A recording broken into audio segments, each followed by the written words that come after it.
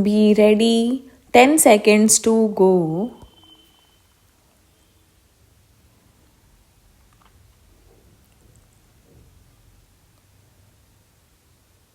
Start. Mr. Vice Chairman, Sir, I rise to lend support to the resolution moved by my friend with full heart. Were. It is very correct that the present legal system of India is not an effective instrument of social change, as it is not a very effective instrument of social change. Naturally, it cannot provide social economic justice to the weaker sections of people, to the underprivileged people who form the majority in India. Sir, we all know that the old order change yielding place to new. Change is the only unchanging thing in this constantly changing universe. It is not a very happy thing that although we attained independence in 1947, till today we are guided by Anglo Saxon jurisprudence. We all know that India is a socialist country and goal of socialism has also been embedded in our constitution. Can you achieve this socialistic goal through the present legal system? This is my question.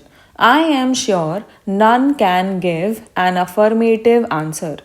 It is a very common complaint among the poor sections of the people of India, the downtrodden masses, the toiling masses, the people who cannot pay for costly litigation, that they are very scared of going to the court. First, they are ignorant. Then, they have no money.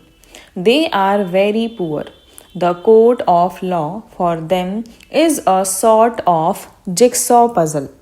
Whenever they go to a court to fight out a case for the redressal of their grievances, they always have the psychological fear.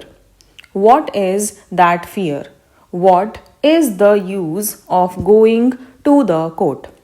If I go to the court to fight out a case, for it will take 3 years to 10 years or maybe 20 years. Who knows?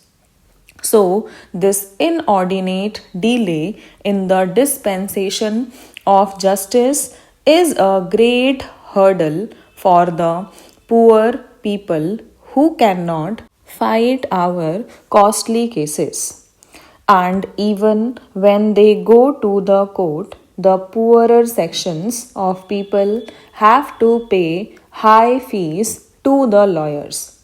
In the process, they lose all their property, lock, stock, and barrel, and whatever they already have. There is a very interesting story. Two poor people were fighting out a case in the court over land. They had been paying fees to the lawyers for a long time. If a man gets justice after 20 years, what is the use of this? Now, as far back as 1928, Pandit Motilal Nehru laid great emphasis on judicial reforms, and in the 50 also, the chip of the old block, Pandit Jawaharlal Nehru, harped on the same string. Now, when people go to the court day after day, they have to wait. And why? Because some of the people do not know the actual procedures.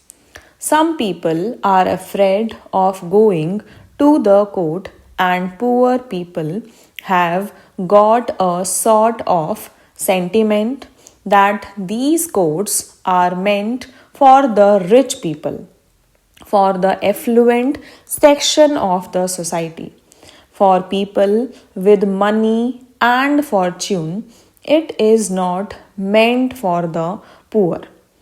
If we introduce this sort of judicial reforms by appointing a commission by which this sort of misgivings and apprehensions are totally removed the minds of the poor people of India, the earlier is done, the better it is for our country. Now, when we speak in terms of separation of powers of the executive, the legislature, and the judiciary, all the pundits and all the scholars take part in this sort of discussion and debates, and all of them lay great emphasis on the separation of the judiciary from the other two. There is a great reason behind it. It is very important to know that the judiciary must be kept separate from the executive and the legislature. But the judiciary must be free not in words but in reality. The judiciary has got to be free. Now, our beloved Prime Minister has introduced the one new program. There are many schemes under this program, and I have found that under this one new program, lands have been distributed free to the landless people. But what happened the moment the new regime came? All the landlords came, swooped on them, and took away the lands, and those poor people did not get any justice anywhere. So, if justice remains just on paper, if justice is not carried into the field to the poor people of our country, what is the value of this justice? I don't find any meaning in it. So, justice has got to be made effective, substantial, and cheap, and its dispensation must be very fast. Now, I have gathered this knowledge that the National Law School of Bangalore has recommended that the law course should be for 5 years. I do not understand the reason behind it. 5 years is a very long time, and most of the poor parents cannot afford to defray the educational expenses of their sons and daughters who will have to pursue their studies for 5 long years. Stop